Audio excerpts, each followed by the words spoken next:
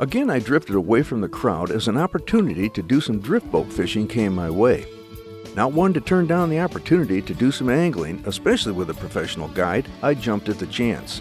I was concerned though, as most viewers know my reputation for catching fish is not a good one. But we were with Gene Curvan, who is a professional fishing guide, right? So I set out with all the enthusiasm of a new angler. I was ready for the big one.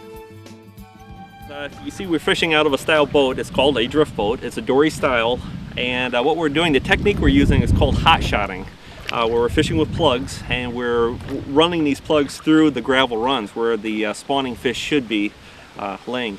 It's an excellent technique for steelhead. This time of year, with it being fall, we're trying to target some pink salmon and some kings. But basically, it's a very user-friendly system. It's perfect for customers. You don't have to worry about trying to learn how to fly fish. They basically set the plugs out, put the poles in the rod holder, sit back, and wait for the strike. Okay, now you're out here and you're actually oaring the boat right now. You've got the boat, but you also have a motor. So how are you using the two together? Well, the motor is really just to help get us back upriver if we wanted to refish a run. Basically, the 8 hours I'm out here, I'm rowing constantly.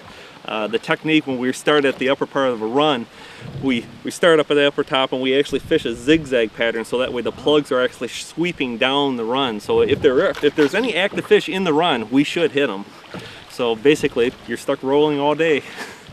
And so then you got your lure out there and it's just working along? Yeah, the plugs are about 50 to 60 feet in front of the boat.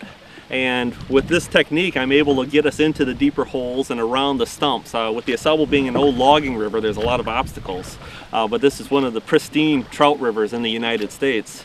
But the technique, it's very effective.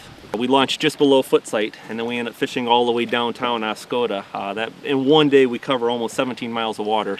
Okay, are all your trips in that length of time? Most of them, yes. When the steelhead run starts tapering down, then we start shortening up, where we'll launch here in the whirlpool and then we fish it downtown. Because as the run tapers off the fish, they're not making, the entire run upriver. This is a 14.5-foot low profile high drift boat. It's a low profile because the gunnels are much lower, so that way we get less wind drag as we're fishing in the river. It's custom made out in Idaho, and basically you can get them built up where, as far as if you're specializing in fly fishing, like this one I had customized where we have the knee braces forward, so if a fly fisherman wanted to stand up, he can stand forward in the brace, keep his balance. Nice. And then of course you see the tubes on the side for fly rod storage. The lower stretch of the Ausable, we're really not well known for fly fishing. Usually fly fishing's more up around Grayling, around the holy waters. But it's an effective system of fishing certain times of the year. To thank you and Mike for taking me out to do a little drift boat fishing here, find out what that sport's like. We had a good time out there. Not real active today. No, just the weather, I guess. Well, the weather, the water's a little low, a lot of leaves and debris coming down. We had one bump. Yep. But it was just a light day. It happens. Well, it's such a nice day to be out. Fall time of the year, Oh, great time to be out here and be on the water. And I think a lot of people, they like to get up doing the color tours, but hey, spend some time out on the water too. It's great fishing at this time of the year, and you get to look at all the beautiful colors to boot. We had a great time out. Mike, thank you. Hey. You showed me out. Boy, I'll tell you, I've saw rod action before, but you were right on it. Oh, thanks, buddy. Thanks, Gene. Appreciate it, man. You bet. You guys, come on up. Give this a try.